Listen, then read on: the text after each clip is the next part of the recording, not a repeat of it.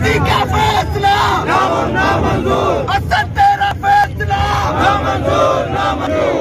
All Pakistan employees action committee Pakistan steel mills की जानब से मलिर प्रेस क्लब पर एहतजाजी मुजाहरा किया गया। एहतजाजी मुजाहरा सीबीए चेयरमैन यासीन जामड़ो, आसिम भट्टी, अकबर नारेजो, धनी बख्श समूह, मुमताज भुट्टो व दीगर की रहनुमाई में किया गया। आज का एहतजाज ये जबरी बरतरफियाँ जो पाकिस्तान स्टील तमाम मुलाजमों की जो है ये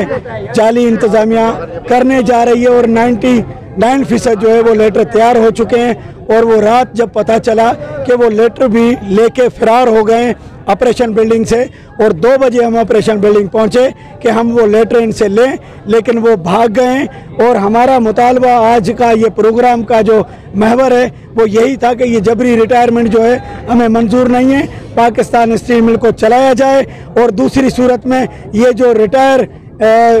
इदारों से लोग जो यहाँ पे आए हैं हम उनको जो है नहीं मानते और 70 साल वाले को रोज़गार हमारी हुकूमत फराहम कर रही है और जो हमारी 30 साल सर्विस रहती है हमें 20,000 और 2 लाख और 4 लाख दे के हमें फारिग करना चाहती है, तो हम ऐसे कानून को नहीं मानते। हमारा मुतालबा है गवर्नमेंट पाकिस्तान से कि पाकिस्तान स्टील मिल को चलाया जाए और यही मुलाजिम पाकिस्तान स्टील मिल को चलाएँगे, इनकी तनख्वाहों में इजाफा किया जाए, इनके जो स्केल नहीं बढ़े वो स्केल में इजाफा किया जाए। दूसरी सूरत में अगर ये नहीं मानेंगे तो हमने कल जना गेट पे धरने का भी कॉल दी है और अगर फिर भी नहीं माने तो ये कराची से लेकर इस्लामाबाद तक हम ये मुल्क जाम करेंगे, क्योंकि मजदूर नहीं इस मुल्क में तो ये मुल्क ही नहीं रहेगा। और जिस इदारे में मजदूर की हैसियत बोझ हो तो उस इदारे में मैं ये समझता हूँ कि ये हुकूमतें हमारे ऊपर बोझ हैं, ये वजीर, ये मुशीर, ये चमचे, ये कड़चे, ये बोझ हैं इस मुल्क पे। वो करप्शन करने वाली इंतजामिया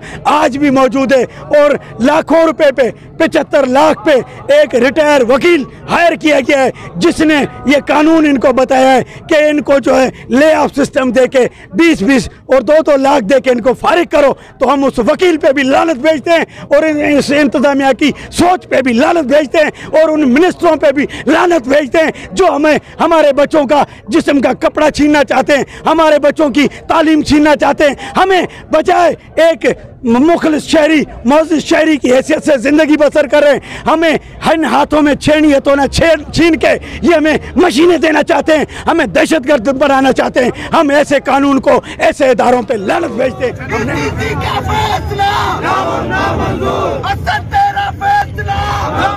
कितने पैसे में जो है स्टील मिल बेची जाएगी,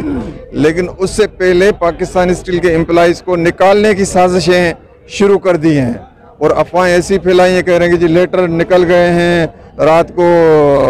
1:30 बजे जो है ना वो वीगो गाड़ी में शेयर लेके TCS करेंगे, लोगों के घरों पे भेजेंगे। आज का जो बुनियादी तौर पे आज हमारा तरीका आगाज है, हुक्मरानों ने जहाँ पे जो आर्जी इंतजामिया जहाँ भेजी है उनको टारगेट दिया गया है,